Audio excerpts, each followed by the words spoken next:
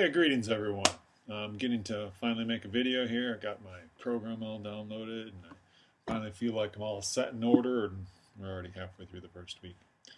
Alright, looks like most of you are finding your way here and making progress. I wanted to talk a little bit about the class structure, how I do things here.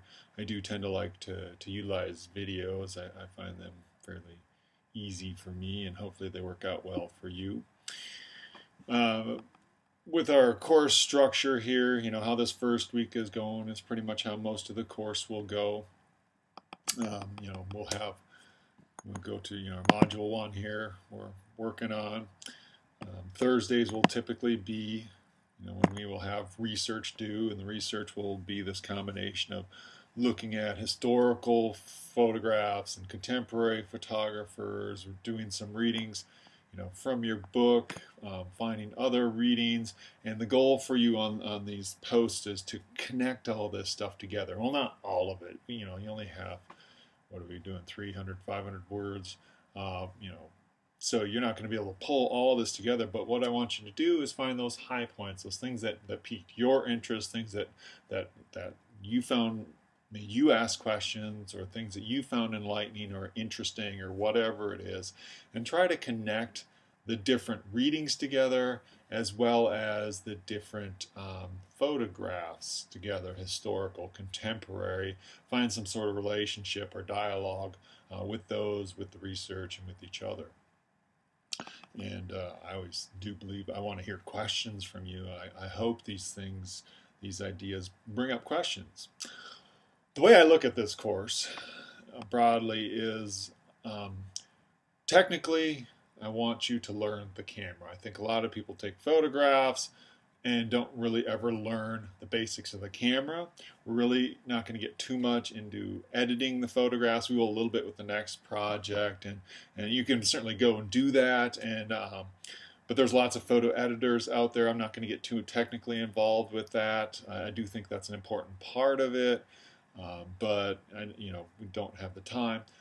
The other big thing I look at with this course is learning about photographs and the relationship to culture. I do teach another course some of you have taken, called Visual Culture and Studio Practice, and I am really interested and engaged with this theory of visual culture, and I think photographs are very much a big part of visual culture.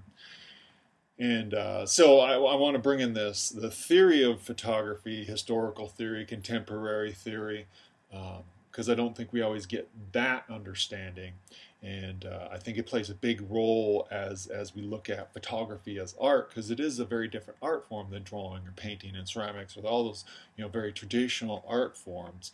But in many ways, photography has driven art in the past 100 years. Now, as a photographer, obviously, I'm going to embrace that sort of thought, and you may not. That's fine, but hopefully we can get an understanding of this theory, of its place, of how it fits, and why and when it can be art and when it's not. And there's just a whole range of things, and this has changed and evolved from modernism, postmodernism, to whatever it is we are in now.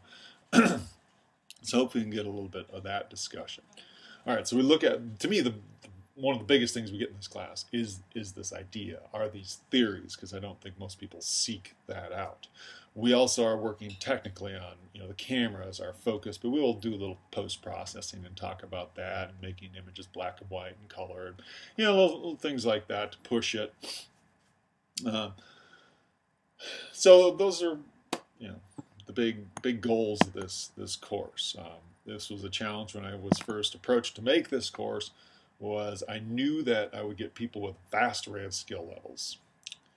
Some of you may have had lots of darkroom experience, or some of you may have never really had a photo class.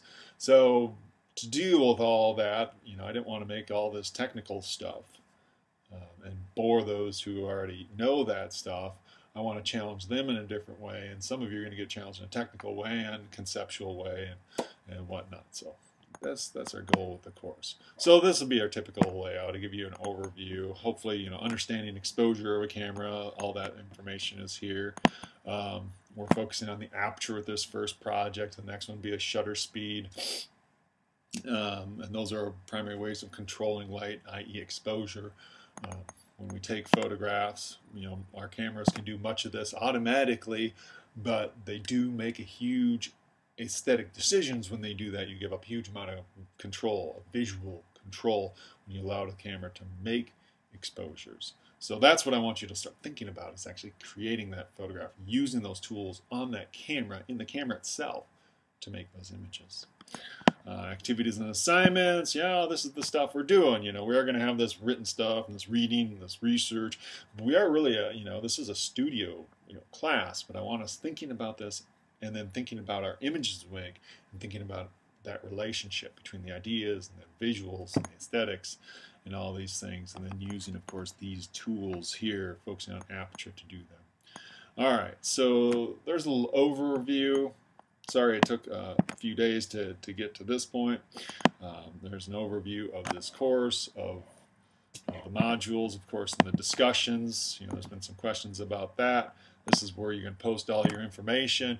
I want everything, all your writings posted here. Here's your research module. Today, most of you have posted, yay. Looks like you're already commenting on each other, as I will throw myself in there a little bit. I probably can't comment on everyone's things, but I'll probably have another video kind of summing up some ideas as I read all of your thoughts. Project proposals, those will be due next week, Tuesday. That's for your final project. What do you want to do? It's all self-directed, the aesthetics, etc., etc. I want you to write up a little thing, post it there. I'll try and make some comments on it, or look at some adjustments, or tell you, hey, look at this photographer, or whatever. Here's your personal critical introductions. Good job. Let's see, Flickr addresses. Hopefully you're finding your information on Flickr. You should have each received an invitation. Again, if you haven't received that invitation, send me an email. Technical information just kind of helps if there's problems or whatever. I can look at what camera I have, a program, or whatever it is. So kind of gives me some insight and maybe makes it easier to help you. And of course, class questions here. I try to look at these several times a day and answer them, and hopefully I haven't missed anything. So you can post questions here. You can send me an email. Probably do both. Cover your bases. I check my email several times a day. So, all right. And then, of course, posting your photographs on, I want them on Flickr, because Flickr has really changed photography, where photographs are found, how people become known. It's really changed the industry in the past 6 or 7 years, maybe a little bit longer than that. So that's why I want to get us actively engaged with that. And I'll make a little how-to video with Flickr. I know I have one up, but of course it's the old layout, so I'll try and make an updated version there. All right, well, get your stuff done. Looks like you're already getting your posts done, so keep on. I'll try and look at some photographs today, make some comments, and talk about those. So let me know what your questions are.